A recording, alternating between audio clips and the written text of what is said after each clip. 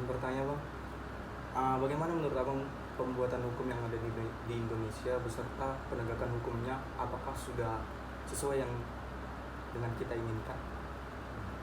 Baik, menurut saya itu pembuatan hukum di Indonesia itu sudah baik, tapi kalau sistem penegakannya itu masih perlu ada pembinaan, yaitu adanya penegakan hukum terhadap masalah-masalah seluruh Indonesia. Karena menurut yang saya pelajari di SMA dulu, negara Indonesia adalah negara hukum sesuai dengan pasal 1 ayat 3, dan ketentuan-ketentuan di Indonesia harus ditetapkan oleh hukum dan bersifat memaksa dan juga harus memiliki sanksi yang tegas. Jadi contoh kecilnya sistem penegakan hukum Indonesia yang kurang baik menurut saya, pada saat peraturan lalu lintas ada beberapa masyarakat yang masih menggunakan hak seperti saya adik DPR maka saya akan bersifat bebas.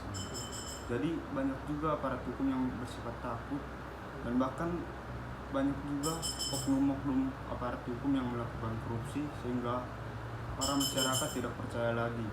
Jadi menurut saya sistem ini yang harus dibina agar masyarakat Indonesia mampu mempercayai dan juga mampu mengikuti hukum-hukum di Indonesia.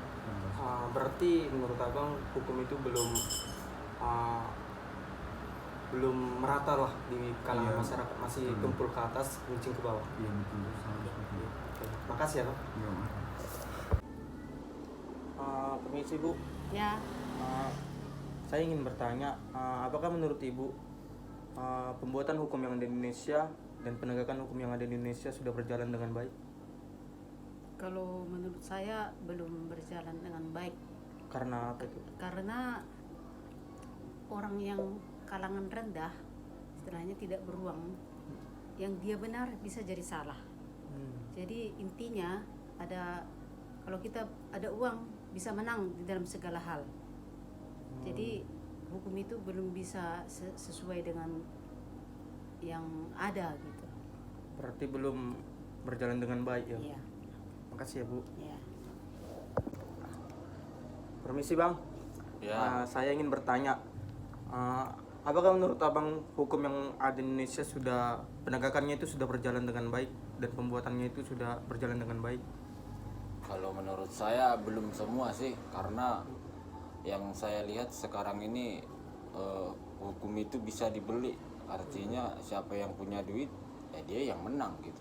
Jadi kebanyakan kalau di kita di Indonesia hukum itu masih belum berjalan dengan lancar lah menurut saya. Intinya siapa yang berduit dia yang menang, itu aja. Masih tumpul ke atas, runcing ke bawah ya? Iya benar. Makasih ya bang. Oke. Misi kak, saya ingin bertanya, Ya, gimana menurut kakak tentang pembuatan hukum yang ada di Indonesia, dan apakah hukum sudah merata di Indonesia? menurut saya sih belum ya. Alasannya karena kalau kita sidang kayak gitu kan, ada masalah sidang, yang menang itu selalu yang beruang gitu.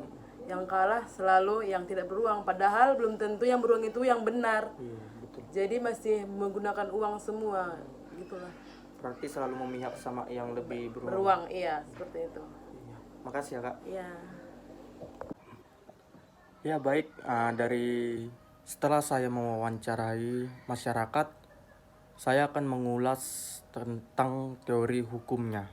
Yang pertama itu ada teori hukum pembangunan, di mana teori hukum pembangunan itu ialah hukum sebagai sarana pembaruan masyarakat yang mengarah pendapat masyarakat menuju pembaruan hukum.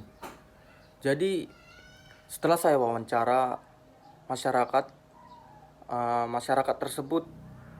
pendapat masyarakat tersebut mengarah ke pembaruan hukum. Jadi pada intinya